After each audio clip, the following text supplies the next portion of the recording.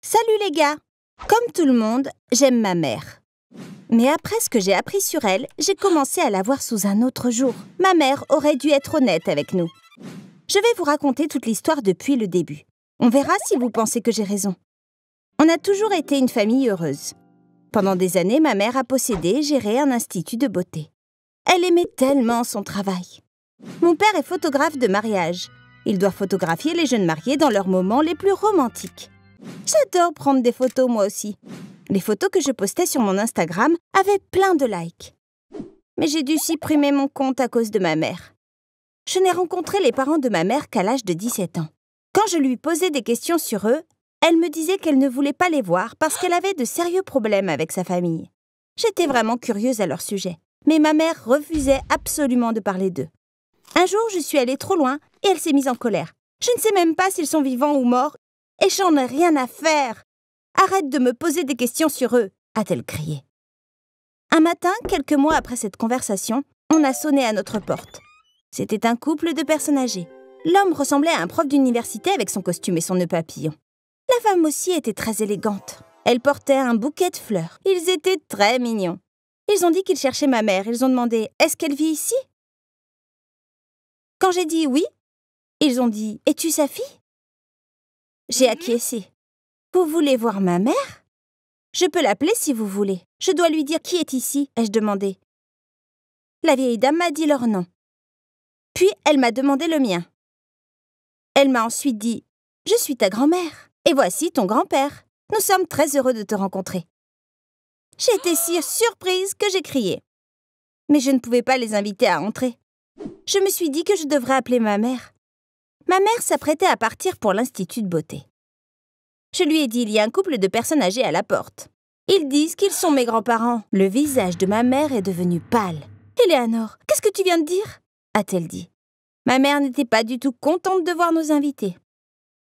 Je pensais qu'elle n'allait même pas les inviter à entrer, mais heureusement, elle l'a fait. J'essayais de comprendre ce qui se passait. Mais ma mère m'a dit « Éléanor, tu veux bien aller dans ta chambre ? On doit parler en privé. » Je suis partie même si je ne voulais pas. 1 heure a passé.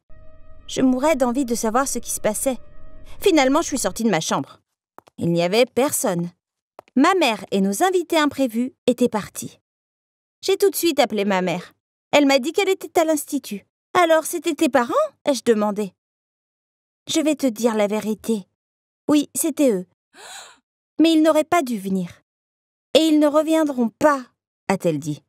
Quelque chose de terrible avait dû se passer il y a longtemps. Même si tant de temps s'était écoulé, elle ne pouvait toujours pas leur pardonner.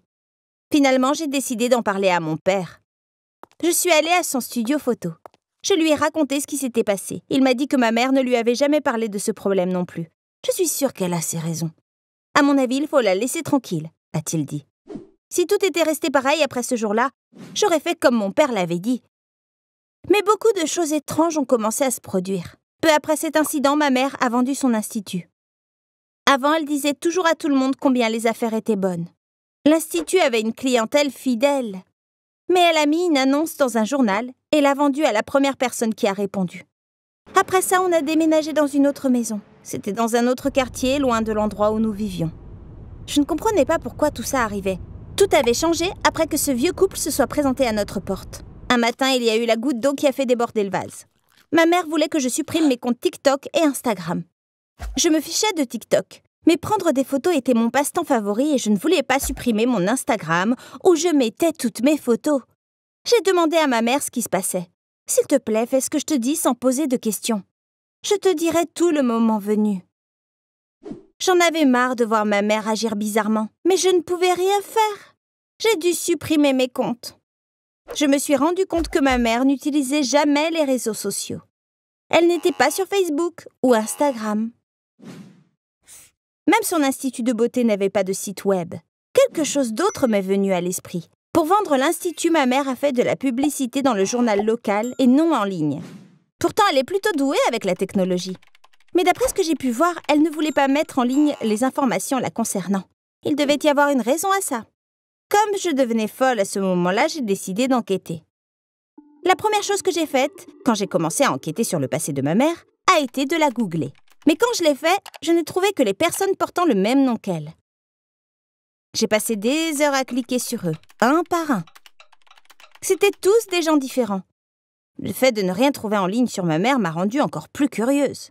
Elle avait été très prudente pendant des années. Je savais maintenant que ma mère me cachait quelque chose. Je ne le savais pas à l'époque, mais j'allais tout faire pour le découvrir. J'ai décidé de travailler comme un détective. Quoi que ma mère ait caché, je savais que c'était lié à mes grands-parents. Si je pouvais les contacter, ils pourraient me parler. Qu'est-ce que je savais d'eux? Leur prénom. Mais leur nom de famille, malheureusement, je ne le savais pas. J'ai commencé à chercher leur prénom sur Google. Naturellement, il y a eu des milliers de résultats. J'ai cliqué sur les pages. Au bout d'un moment, je me suis dit que je ne les trouverais pas comme ça. C'est alors que j'ai pensé à rechercher leurs deux noms ensemble. Encore une fois, j'ai obtenu une tonne de réponses. J'ai commencé à cliquer sur les liens. L'une des pages était un article de presse accompagné d'une photo de groupe. J'étais sur le point de fermer la page quand j'ai remarqué mon grand-père, tout à gauche. À côté de lui, il y avait ma grand-mère. L'article parlait d'une association caritative qui aide les enfants atteints de leucémie.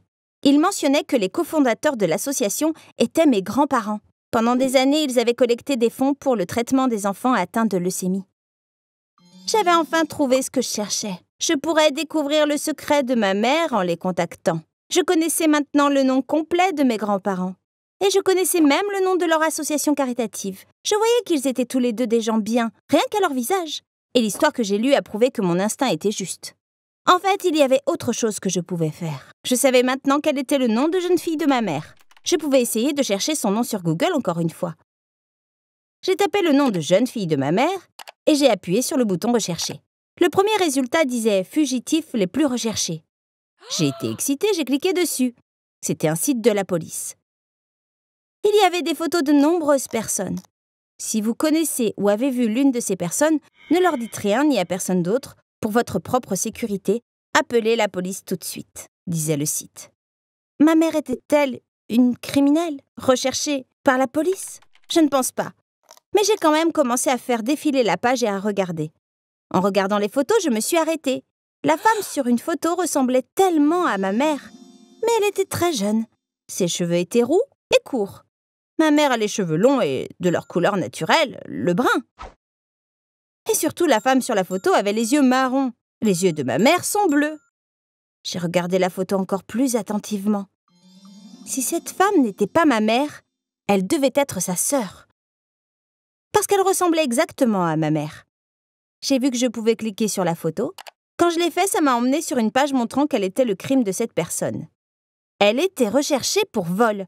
En lisant le reste de la page, j'ai crié « J'y crois pas !»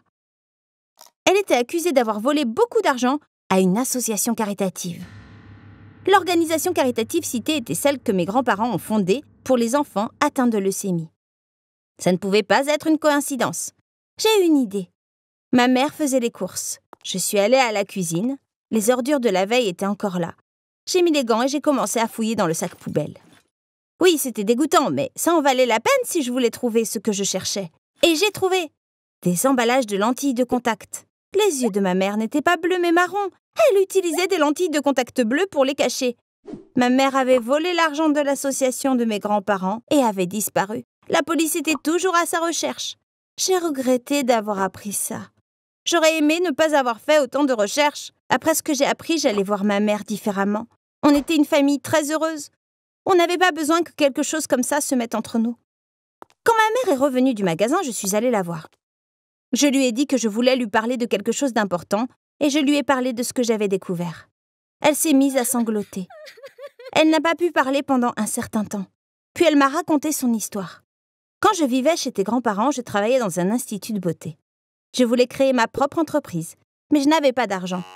J'étais jeune et je ne savais rien. Un soir, mes parents avaient organisé une grande collecte de fonds. Ils allaient mettre tout l'argent donné à la banque le lendemain matin. J'ai pris l'argent et je me suis enfuie pour ouvrir mon propre institut de beauté. J'avais prévu que quand je commencerais à gagner mon propre argent, je donnerais 2 fois le montant que j'avais volé à l'association. Je pensais que tes grands-parents ne me dénonceraient pas à la police. Mais ils n'ont pas pu expliquer aux familles des enfants malades pourquoi l'argent avait disparu. C'est pourquoi ils ont dû aller à la police. J'étais vraiment en colère contre eux. Je n'ai jamais repris contact avec eux. J'ai épousé ton père et j'ai commencé une nouvelle vie. J'ai changé de look parce que je savais que la police me cherchait et j'ai utilisé des lentilles depuis lors. Une dame âgée qui a récemment emménagé dans l'immeuble connaissait l'histoire et m'a reconnue. Elle a appelé tes grands-parents et leur a dit où j'habitais. Ils voulaient me voir quand ils l'ont appris. Mais malheureusement, je ne les ai pas bien traités. J'avais encore tellement honte. Éléanor, je ne suis pas une mauvaise personne. Je regrette vraiment ce que j'ai fait. J'ai vendu l'Institut de beauté et j'ai donné tout l'argent à l'association caritative de tes grands-parents. J'ai commencé à pleurer quand ma mère me disait tout ça. C'était son plus grand secret. Elle en avait tellement honte. Malheureusement, maintenant, je connaissais aussi ce secret. Sa honte s'était naturellement aggravée. 1 mois plus tard, mes grands-parents sont revenus. Ils avaient présenté au tribunal la preuve de la donation de ma mère à l'association. Le juge a dit qu'il devait y avoir une audience finale et que ma mère s'en sortirait probablement avec une petite amende. Maintenant, on attend cette audience. Je suis allée voir mes grands-parents la semaine dernière. Je leur ai dit que je voulais travailler avec eux à l'association. Ils étaient si heureux. Bientôt, il y aura une nouvelle collecte de fonds. J'ai vraiment hâte de pouvoir les aider. Salut tout le monde, je m'appelle Ethan. Le jour où j'ai eu mon bac, mon père a dit qu'il devait me parler. Il m'a dit « Tu as l'intention de continuer à vivre dans cette maison ?» Je lui ai dit que je ne pouvais aller nulle part ailleurs. Je m'occupe de toi depuis des années. Tu dois commencer à travailler si tu veux rester dans cette maison. Soit tu commences à rapporter de l'argent, soit tu trouves un autre endroit où vivre. J'ai obtenu mon bac avec mention très bien. Je voulais aller à la fac pour pouvoir trouver un bon emploi plus tard. Ma famille a des problèmes financiers. Je le sais, évidemment. Alors je me suis dit, je vais trouver un job à temps partiel pour ne pas être un fardeau pour eux. Mais en travaillant à temps partiel, je ne pourrai couvrir que mes propres dépenses. Je ne pourrai pas gagner assez d'argent pour satisfaire mon père. J'ai donc dû abandonner l'université. Le père d'un ami possédait une entreprise de déménagement. J'ai commencé à y travailler. Ils étaient spécialisés dans le déménagement de meubles de luxe. Tous nos clients étaient des familles riches. Comme c'était des meubles de valeur, on les emballait et les transportait avec beaucoup de soin. C'était un travail très stressant. Je devais être très prudent tout le temps. Si je causais le moindre dommage, je devrais travailler pendant des mois, sans être payé. Comme ma mère, je donnais tout l'argent que je gagnais à mon père. Mais notre situation financière n'avait pas changé. On n'arrivait jamais à payer le loyer à temps. C'était la faute de mon père. Il dépensait beaucoup d'argent pour lui. Dès que j'ai commencé à travailler, il s'est acheté une meilleure voiture. Ma mère se plaignait depuis des années qu'il gaspillait de l'argent. Mais mon père se mettait en colère. On ne pouvait rien dire parce qu'on avait peur de lui. Un jour, on a aidé un client fortuné à déménager, comme d'habitude. La propriétaire de la maison m'a appelé. On est descendu ensemble à la cave. Elle m'a montré quelques meubles. Emballez cela et emmenez-le au camion. Le reste, ce sont des ordures. Vous pouvez tout mettre à la poubelle, m'a-t-elle dit. D'abord, j'ai porté les objets que la dame m'a montrés au camion. Ensuite, j'ai commencé à remplir un grand sac avec les choses que je devais jeter. Je suis tombé sur un rouleau de papier. Juste au moment où j'allais le jeter, j'ai déroulé, par curiosité. C'était un dessin au fusain. C'était simple, mais très joli. Je ne pouvais pas le jeter. Je suis allé voir la dame. « C'est très beau. Vous voulez vraiment que je le jette ?» ai-je dit. Elle a regardé le dessin. Mon grand-père aimait l'art. Ça doit être le sien. Vous avez raison. Le jeter serait un manque de respect envers sa mémoire, a-t-elle dit. Elle a enroulé le dessin et l'a mis dans son sac. Mon téléphone a sonné quand j'étais dans une autre maison, quelques semaines plus tard. C'était mon patron. « Une cliente veut vous voir. Elle est dans notre bureau. Tu peux venir ?» a-t-il dit. J'ai eu très peur. Quelque chose avait été perdu pendant un déménagement? Est-ce qu'on avait endommagé des meubles? J'ai pensé aux pires choses qui auraient pu arriver, jusqu'à ce que j'arrive au bureau. Je suis entré dans le bureau du patron. La dame qui m'attendait s'est levée avec un grand sourire sur le visage. « Vous vous souvenez du dessin que vous m'avez apporté, au lieu de le jeter? Il s'est avéré être un portrait de mon grand-père, et il a été fait par Picasso. Ils se sont rencontrés dans un bar à Madrid. Picasso a beaucoup apprécié mon grand-père, et a voulu lui offrir un cadeau. Il a demandé au serveur un papier et un crayon, et il a fait ce portrait. Il est évident qu'on ne veut pas le vendre, à cause de sa valeur sentimentale. Mais mon mari et moi, nous avons décidé de vous offrir une petite récompense. Si vous n'aviez pas été là, ce dessin aurait fini à la poubelle, a-t-elle déclaré. Puis elle m'a remis une enveloppe. J'ai regardé mon patron. « Je suis fier de toi, Ethan », a-t-il dit en souriant. J'étais un peu gêné, mais j'ai pris l'enveloppe. J'ai quitté le bureau et je me suis assis sur un banc à l'extérieur. Je voulais savoir ce qu'il y avait à l'intérieur de l'enveloppe. Je l'ai ouverte. Il y avait un chèque. Je n'en croyais pas mes yeux quand j'ai vu le montant dessus. C'était presque 5 fois mon salaire annuel. J'ai tout de suite pensé à mon père. Et bien sûr, ma joie s'est vite transformée en tristesse. Si je lui donnais cet argent, il dépenserait tout pour lui, et non pour notre famille. Un jour, ma mère et moi avions été stupéfaits en voyant une chaîne en or autour de son cou. C'était absurde de sa part de dépenser de l'argent pour quelque chose comme ça, alors qu'on avait du mal à payer nos factures. Mettez-vous à ma place. Si vous aviez un père comme le mien, et que vous touchiez un peu d'argent, vous lui donneriez? Un de mes meilleurs amis, Théo, étudie l'économie à l'université. Je l'ai appelé. Je lui ai dit que j'avais de l'argent. Et je lui ai demandé comment l'investir. Il était très intelligent. Tu m'as appelé au bon moment. J'ai des actions technologiques depuis quelque temps. Ça se passe très bien. Si tu veux, je peux le faire pour toi aussi. Mais je dois te dire que c'est assez risqué. Il n'y a pas de juste milieu sur le marché boursier. Soit tu perds beaucoup, soit tu gagnes beaucoup, a-t-il dit. Je lui faisais confiance. Et de toute façon, cet argent m'était tombé dessus. Je vais t'en donner la moitié. Le reste me suffira pour vivre, lui ai-je dit.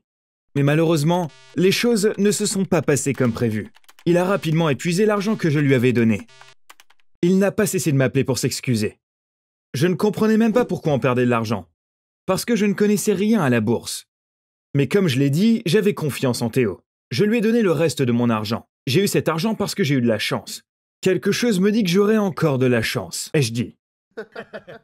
Il s'est avéré que j'avais raison. Cette fois, Théo m'appelait constamment pour me donner de bonnes nouvelles. On était tous les deux riches.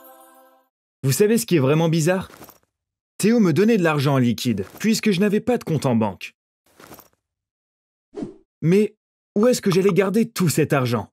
J'ai réfléchi un moment. Et j'ai finalement décidé de le cacher dans des boîtes en carton dans notre grenier. Quand je remplissais un carton, j'en prenais un autre. Mon père pèterait un câble s'il le découvrait. Notre grenier était rempli d'argent. À tel point que je ne savais pas combien d'argent j'avais. Un soir, j'ai décidé de tout compter. Ça m'a pris jusqu'au matin.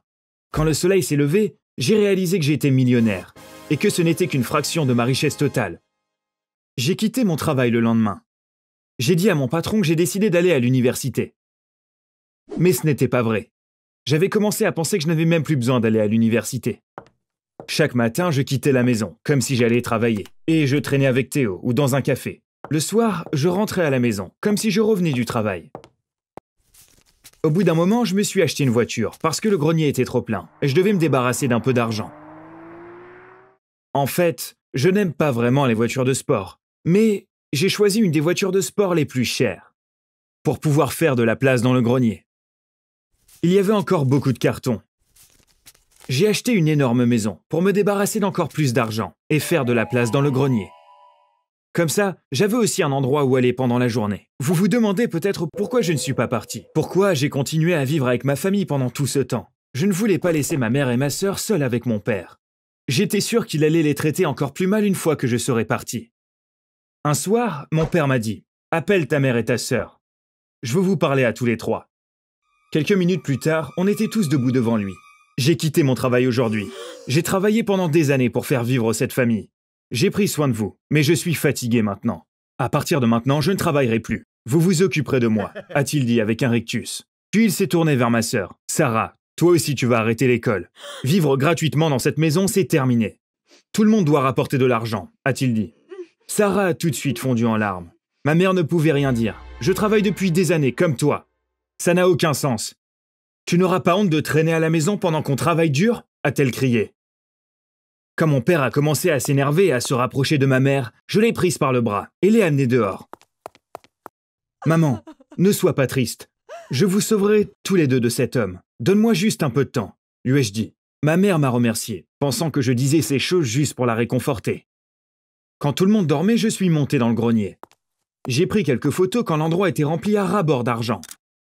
J'ai ensuite passé toute la nuit à transférer l'argent dans ma nouvelle maison. En fait, j'aurais dû le faire plus tôt. J'avais repoussé le déménagement, en pensant que rien ne pressait. Je suis revenu le lendemain matin. J'ai garé ma voiture devant la maison. J'ai klaxonné. D'abord, ma mère et ma sœur sont sorties, puis mon père. Tous les trois me regardaient, moi et la voiture. J'ai demandé à mon père, « Tu sais à qui est cette voiture ?»« Comment pourrais-je le savoir? Ça doit être celle de ton patron, a-t-il dit. »« Non, papa, cette voiture est à moi.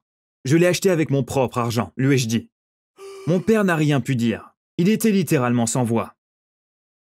Ce matin-là, j'étais allé chez un imprimeur. Je leur avais fait imprimer la photo que j'ai prise du grenier en format poster. Je l'ai montré à mon père. « Cet endroit te dit quelque chose ?» lui ai-je demandé. Il a bégayé. « C'est notre grenier? À qui est cet argent ?» Tout comme cette voiture, j'ai gagné tout ça moi-même, ai-je dit. Mon père était stupéfait. « Je suis ton père. Cet argent est à moi aussi, a-t-il crié. J'ai commencé à rire quand il s'est retourné pour rentrer à la maison. Il pensait que l'argent était encore dans le grenier. Le grenier est vide maintenant. J'ai tout déménagé dans ma propre maison, lui ai-je dit. En dernier recours, mon père a commencé à m'amadouer. « Tu es mon enfant préféré. J'ai toujours été bon avec toi. Je suis sûr que tu m'aimes aussi. » Ce genre de choses. Mais on savait tous les deux que rien de tout ça n'était vrai. Ça fait 4 mois que c'est arrivé. En ce moment, je vis avec ma mère et ma sœur. Mon père appelle l'un de nous tous les jours. Bien sûr, personne ne répond. À moi, il envoie « Mon fils chéri, je t'aime tellement. Tu me manques beaucoup. » À ma sœur, il écrit « Ma belle princesse, tu m'as mal compris. Je vais t'envoyer à l'université. » Il ne peut pas nous trouver parce qu'il ne sait pas où on vit. Je suis sûr qu'il est vraiment en colère contre nous, mais qu'il le cache bien. Parce que tout ce à quoi il pense, c'est à l'argent qu'il a vu sur cette photo. Il est tellement naïf de penser qu'il pourrait m'avoir avec ses fausses paroles d'amour. Je suis si heureux de l'avoir laissé sans un sou et d'être parti dans cette maison, après tout ce qu'il nous a fait. Je pense qu'il le mérite bien. Salut, je m'appelle Éline. Si vous voulez faire partie des filles populaires à l'école, regardez mon histoire jusqu'à la fin. Si vous en faites déjà partie, je vous suggère d'arrêter de regarder maintenant, car vous n'aimerez probablement pas ce que je vais vous dire. Je n'ai pas de frères et sœurs. Malheureusement, ma mère a cessé de travailler à ma naissance. Je dis malheureusement parce que, comme elle n'a rien d'autre à faire, sa vie entière tourne autour de moi. Au bout d'un moment, le fait que je sois son seul centre d'intérêt est devenu un problème. Je vais vous donner un exemple pour que vous puissiez mieux comprendre. D'aussi loin que je me souvienne, ma mère disait qu'elle n'aimait pas son nez. Et chaque fois que mon père lui disait « Alors tu devrais le faire refaire ». Mais ma mère a tellement peur de la chirurgie qu'elle n'oserait jamais le faire. Alors un matin au petit déjeuner, quand elle nous a dit qu'elle allait enfin le faire, mon père et moi avons été très surpris. Vous savez quelle était sa motivation? La cérémonie de remise des diplômes de mon collège. Elle a littéralement dit « Ma fille doit être fière de sa maman ». Je ne peux pas aller à la remise des diplômes avec un nez comme ça. Elle a fait l'opération uniquement pour mon bien et est arrivée à la cérémonie avec son nouveau nez. Je pense que ça vous donne une idée de l'importance que j'ai pour elle. Je sais qu'elle veut bien faire, mais j'aimerais qu'elle ne soit pas aussi impliquée dans ma vie.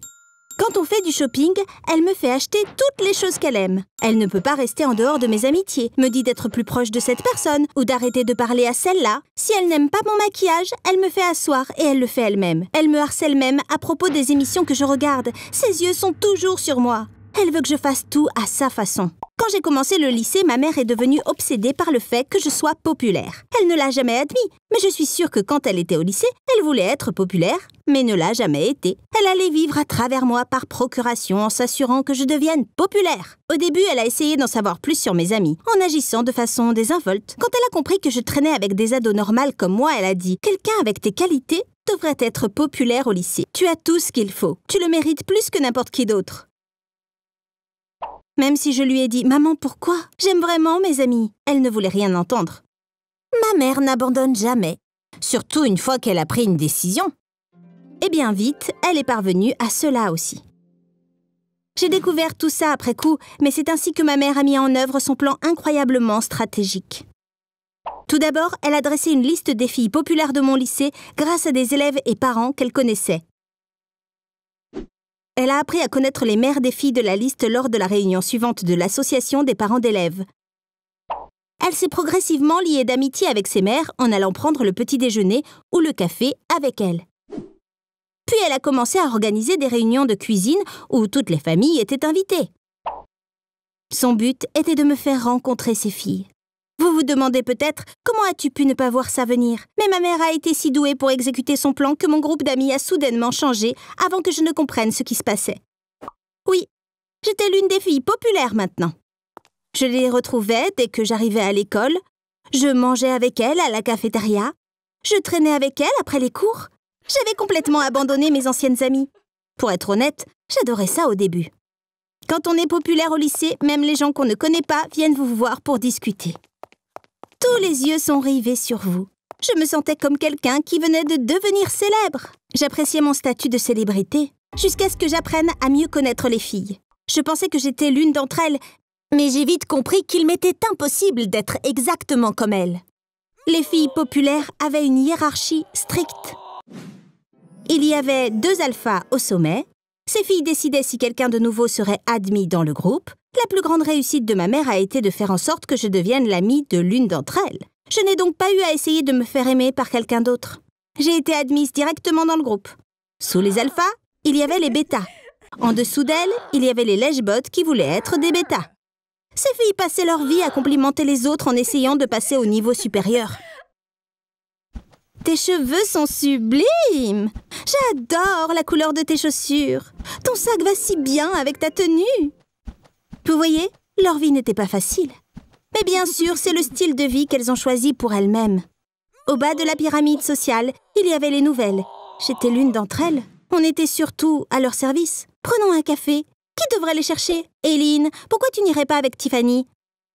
Tiffany était une autre nouvelle. Même si elle ne le disait pas directement, on savait que c'était à nous de ramener le café. Je suis restée parmi les filles populaires environ 2 mois et demi. C'est comme ça que j'ai pu faire des observations amusantes. Je vais vous raconter rapidement. Ensuite, je vous dirai ce qui s'est passé et qui m'a fait quitter le groupe. La première règle pour être une fille populaire est d'avoir les cheveux longs et raides.